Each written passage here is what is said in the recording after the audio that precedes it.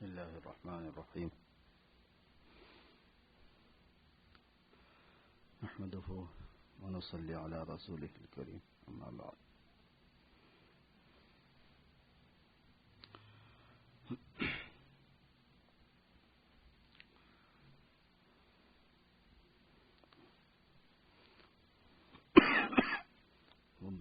بخار کھانسی اور ان سب چیزوں کا اتنا زیادہ اثر ہو گیا کہ بات ہو سکے گی یا نہیں اندازہ نہیں ہے.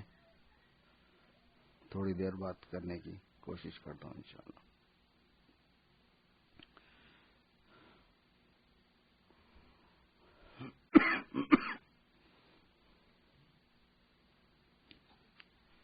انسانوں کے حالات جو ہیں وہ دو قسم کے ہوتے ہیں، اور یہ سارے انسانوں کے حالات ہوتے ہیں،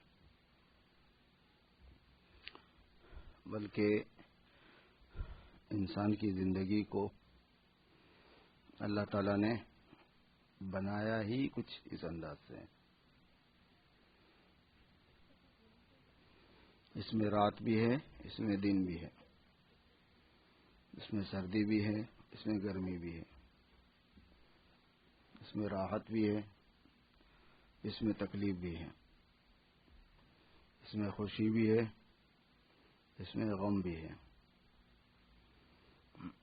یہ دو قسم کے حالات ہر انسان کے ساتھ ہیں، حالات شکر اور حالات صبر. اور یہ دونوں جو ہیں وہ ایمان کے تکمیل کے لیے ہیں، چونکہ ایمان کی صفت شکر ہے اور شکر سے متعلقات ہیں، اور ایمان کی صفت صبر ہے اور صبر کے متعلقات ہیں.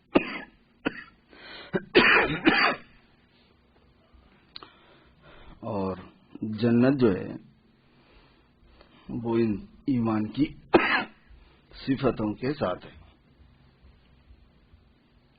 جنت کے درجات جو ہیں وہ صفتوں کے ساتھ ہیں. جنت نفس ایمان کے ساتھ ہے، درجات جنت صفات کے ساتھ ہے. پھر یہ صفات جتنے کامل ہوں گے، جتنے زیادہ ہوں گے، اتنے زیادہ درجات ہوں گے. کیا ہوا؟ اور اسی لیے سیرت پاک ان دونوں پہلوؤں کو ایک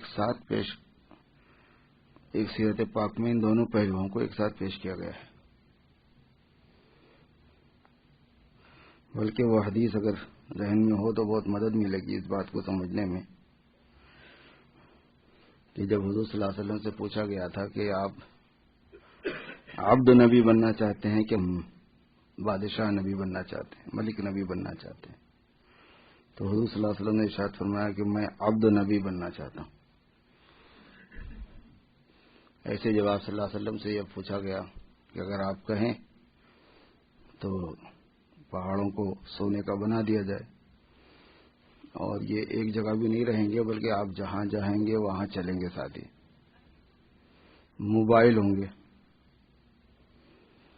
تو آپ نے فرمایا کہ نہیں یا اللہ، میں تو یہ چاہتا ہوں کہ ایک دن ملے اور کھاؤں اور تیرا شکر کروں، اور ایک دن نہ ملے اور صبر کروں. تو امت کو یہ دکھانا مقصود ہے کہ حق تعالی شانہ ان دونوں طرح کے صفات سے ہی ایمان کو بنائے ہیں، اور ان دونوں طرح کے صفات کو جتنا جو مکمل کر کے پہنچے گا وہ اتنا زیادہ اللہ کا محبوب بنے گا.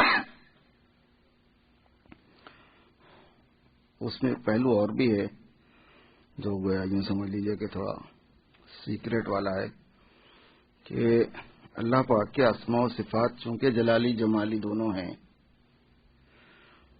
ان دونوں طرح کے اسماء و صفات کے ظہور کا موقع ہوتا ہے اس میں. اور اللہ نے اپنے اسماء و صفات کو ظاہر کرنے کے لیے ہی کائنات بنائی ہے.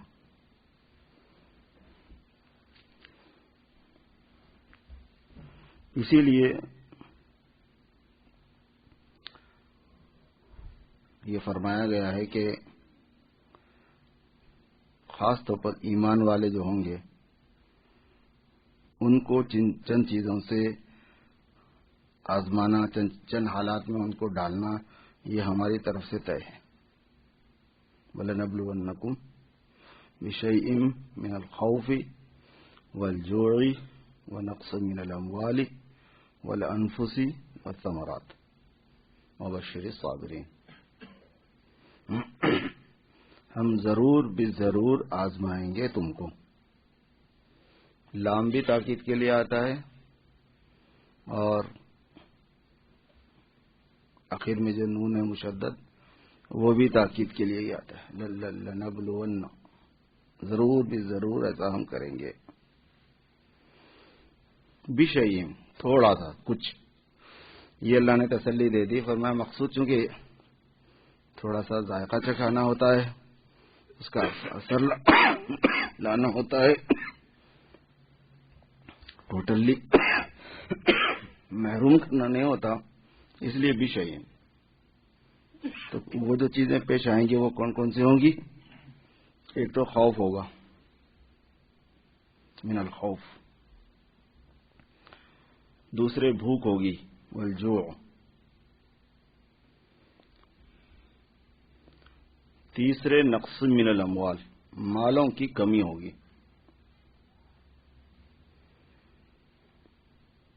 اور چوتھے والانفس، جانوں میں بھی فرق پڑے گا.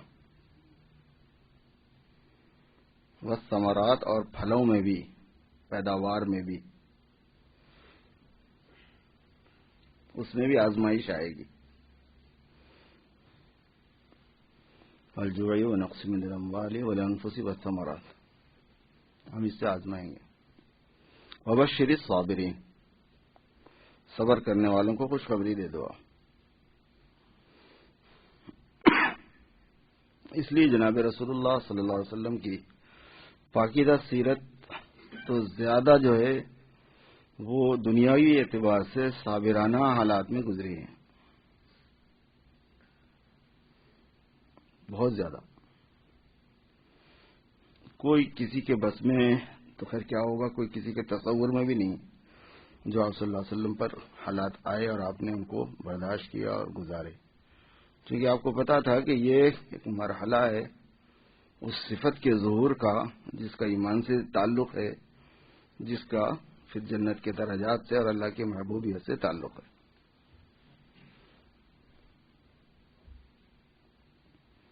اسی لیے میں عرض کیا کرتا ہوں، آپ لوگوں کو یاد ہوگا کہ ہم جو دنیا میں کام کرتے ہیں اس کا بدلہ ہم پائیں گے اپنے حساب سے، لیکن ہم جو دنیا میں کام کرتے ہیں اللہ نے جو ہمارا مقدر آخرت میں بنایا ہے اس کے پروف کے لیے بنایا ہے، اس کے ثبوت کے لیے ہے. جس کو اللہ پاک بڑی جنت دیں گے، کسی کو دیں گے کسی کو نہیں دیں گے، کسی کو بڑی دیں گے کسی کو چھوٹی، کسی کو بڑے مرتبے ملیں گے کسی کو چھوٹے. ارے بھائی یہ تفریق کیوں ہے؟ جہنم میں کسی کو بڑا، جہنم کا بڑا درجہ، جہنم میں بھی بے شمار درجے ہیں. ابو طالب جو ہیں وہ جہنم کے سب سے کم درجے میں ہوں گے، حدیث شریف میں، چونکہ حضور صلی اللہ علیہ وسلم سے بڑا پیار کیا انہوں نے اور محبت کی، خدمت بھی کی اور ایمان نہیں لائے. آخرت میں ایمان کے بغیر سودا نہیں ہے کوئی. اور حضور کے تعلق کی وجہ سے نرمی ہوگی ان کے ساتھ. اور نرمی کتنی ہوگی؟ نرمی اتنی ہوگی کہ ان کو آگ کے جوتے پہنائے گئے ہیں جس سے ان کا دیجا ابل رہا ہے. یہ نرمی والی سزا ہے. تو جہنم کے بھی درجات، جہنم کے بھی لیول، ان المنافقین فی الدرک الاسفل. عام کافر کو تو جو سزا دی جائے گی وہ ہے، لیکن منافق کو کافر سے زیادہ سخت ہے. اس کا فراڈ ہی ویسا ہوتا ہے، دھوکہ ویسا ہوتا ہے. ان المنافقین فی الدرک الاسفل. تو بھائی یہ جو فرق پایا جائے گا آخرت میں، اللہ تعالیٰ فرق کا ظہور ہوگا تقدیر میں، یہ جاننے کی بات کہ جو فرق کا ظہور ہوگا تقدیر میں، وہ کیوں فرق ہے اس کو انسان اس دنیا میں ثابت کرتا ہے. اور وہ اگر موافق حالات ہیں تو اللہ تبارک و تعالیٰ کی رضا، خوشنودی، ان کی اطاعت اور اللہ کی نعمتوں کا صحیح طریقے پر استعمال کرنا اس میں ہوگا. ناموافق حالات ہیں تو حق تعالی شانہ کی تقدیر پر راضی رہنا، شکایت نہیں کرنا. تکلیف میں آہ واہ کرنے کی اجازت ہے، مگر اللہ کی تقدیر پہ اعتراض کی اجازت نہیں. آپ نے ایسا کیوں بنا دیا، ہم ہی ملے تھے، آپ کو تنگ کیا ہوا ہے اپنے سب کو، نہیں بول سکتے آپ کے خزانے میں کیا کمی ہے، لیکن آپ نے ساروں کی اکانومی ڈھیلی کی ہوئی ہے، کیا چکر ہو رہا ہے، نہیں بول سکتے آپ. ویسے ہم تو ویسے بھی اس لیے نہیں بول سکتے کہ ریزن سب کے سامنے ہے، جیسی کرنی ویسی بھرنی، نہ مانے تو کر کے دیکھ، جنت بھی ہے دوزخ بھی ہے، نہ مانے تو مر کے دیکھ. تو خیر کوئی بھی چیز جو ہے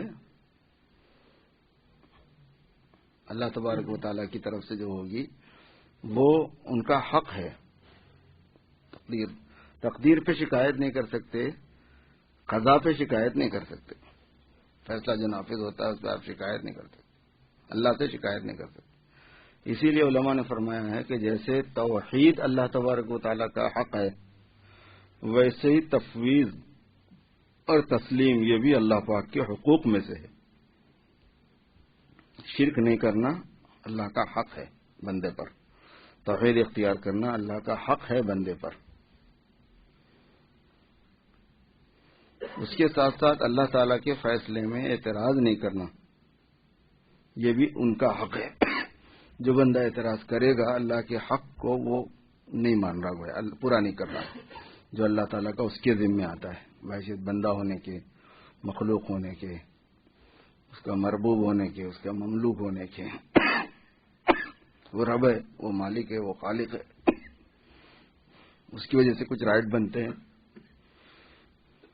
سارے رائٹ اسی سے بنتے ہیں دیکھا جائے تو، اس کی وجہ سے جو حق بنتا ہے اس میں یہ ہے کہ وہ جو فیصلہ کرے اس کی مرضی ہے. اور چونکہ وہ حکیم ہے اس لیے اس کا فیصلہ حکمت سے خالی نہیں ہوگا، لیکن آپ کو پھر بھی وہ حکمت پوچھنے کا حق نہیں ہوگا. اس میں حکمت کیا راز ہے، اس کا کیوں ایسا نہیں، اس کا حق نہیں ہے. اسی لیے اسرار جو ہیں، بھید جن کو کہتے ہیں، یہ صرف حضور صلی اللہ علیہ وسلم کی امت کی خصوصیت ہے، اسرار سے واقفیت. علم الاسرار جو ہے، ایک ہوتا ہے علم الاسماء اور ایک ہوتا ہے علم الاحکام اور ایک ہوتا ہے علم الاسرار. علم الاسماء جو آدم علیہ السلام کو دیا گیا، علم آدم الاسماء کلھا. بعد کے جتنے پیغمبر آئے ان سب کو علم الاحکام دیا گیا، بس احکام کا علم تھا پچھلی امتوں کو. یہ حکم ہے، یہ حکم ہے، یہ حکم ہے، یہ حکم ہے. بقیہ یہ حکم کیوں ہے یہ اس امت کو دیا گیا ہے، کیونکہ یہ کسی اور کو حق نہیں پہنچتا تھا اس کا، یہ تعلق کی بات تھی. بس یہ محبت کی اور تعلق کی بات ہے کہ محبت اور تعلق میں بتائی جا سکتی ہے یہ بات، بغیر اس کے تو نہیں بتائی جا سکتی. اسی لیے ایسے حالات میں، جن حالات میں اس وقت امت مسلمہ چل رہی ہے، ہم سب چل رہے ہیں، جابوں کا بھروسہ نہیں ہے، حالات جو ہے نا تشویشناک ہیں، پریشان کن ہیں. ادھر دیکھیے ادھر ہر گھر میں ایک قسم کی وہ ہے بے-چینی پائی جاتی ہے، پوری دنیا میں پائی جاتی ہے، کسی ایک ملک میں نہیں بلکہ پورے عالم میں پائی جاتی ہے. اور انڈیویجولی حالات اگر دیکھے جاتے ہیں تو پھر ذاتی طور پر ہر آدمی جو ہے پریشان ہے اپنے اپنے اعتبار سے، بیماریوں میں الگ گھرا ہوا ہے. کوئی کل ہی ہم بیٹھ کے گن رہے تھے ہم کو کتنی بیماریاں ہیں، تو ایک ساتھ وہ جس کے ساتھ گن رہے تھے کہنے کے 10 تک تو مت لے جاؤ کم از کم. میں نے کہا 10 پورے ہو ہی رہے ہیں. تو بیماریاں ہیں اور ہمارا دوسری تکلیفیں ہیں، یہ سب چیزیں. محبت ہے تو ہر چیز میں لذت ہے. حالات کس کے ہیں؟ اللہ کے ہیں. آپ کس کے ہیں؟ اللہ کے ہیں. محبت میں حق تعالی شانہ نے جو کیا تو برا نہیں کیا. محبت میں برا نہیں کیا جاتا، محبت میں برا نہیں چاہا جاتا، محبت میں برائی ہوتی نہیں، محبت کا برائی سے کوئی تعلق نہیں.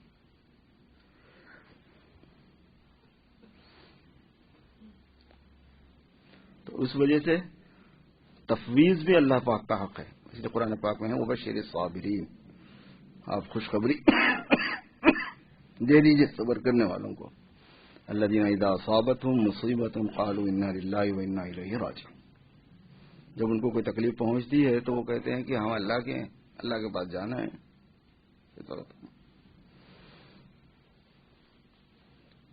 اللہ کے ہیں، اللہ کے پاس جانا ہے.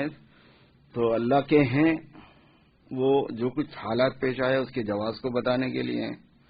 اللہ کے پاس جانا ہے جو حالات پیش آئے اس کے ریزلٹ کو پانے کو بتانے کے لیے ہیں. انا للہ کا مطلب اللہ کے ہیں تو ان کو اتنا تو حق بنتا ہے، یہ مطلب ہے.